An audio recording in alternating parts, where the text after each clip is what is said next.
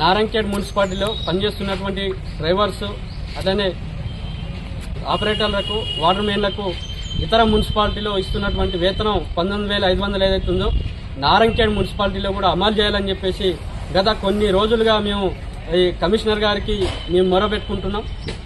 కానీ కార్మికుల పట్ల ఈరోజు ఏమాత్రం కూడా పెంచే పరిస్థితి లేకుండా ఈరోజు ఆలోచన చేస్తూ ఉన్నారు. కాబట్టి పెరిగినటువంటి ధరలకు అనుగుణంగా ఈరోజు చిన్న కుటుంబం గడవాలన్నా ఈరోజు కనీసం హైకోర్టు తీర్పిచ్చింది 26,000 రూపాయలు ఉంటే తప్ప ఈరోజు కుటుంబం గడిచే పరిస్థితి లేదు అని చెప్పింది. కానీ కార్మికులకు 13,668 రూపాయలు వస్తే ఎట్లా బతకగలుగుతారు? ఇది ప్రభుత్వం కానీ ఇక్కడ ఉన్నటువంటి కమిషనర్ కానీ ఇక్కడ ఉన్నటువంటి అధికారులు వీళ్ళందరూ కూడా చెప్పాల్సినటువంటి అవసరం ఉంది. ఈరోజు లక్షల జీతాలు ఉన్నోళ్లే ఈరోజు వాళ్ళ కుటుంబాలు గడిచే పరిస్థితి లేదు. మరి ఇంత చిన్న చితక జీతం ఉన్నటువంటి కార్మికులు ఏ విధంగా వాళ్ళ కుటుంబాన్ని పోషిస్తారో ఈరోజు ఆలోచన చేయాల్సినటువంటి అవసరం ఉంది.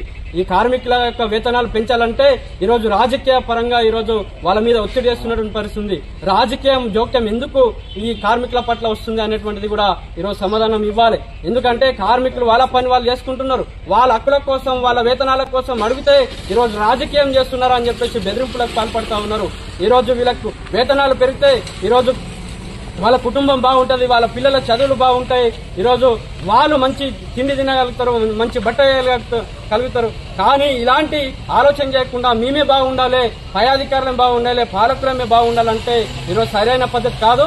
కాబట్టి జీవో నంబర్ 6063 ఏదైతే ఉందో దాని ప్రకారం ఈరోజు మున్సిపాలిటీలో పనిచేస్తున్నటువంటి డ్రైవర్లకు, వాటర్ మెయిన్లకు, ఆపరేటర్లకు ఈరోజు 19,500 ఇవ్వాలని చెప్పేసి మేము సిఐటిగా డిమాండ్ చేస్తా ఉన్నాం.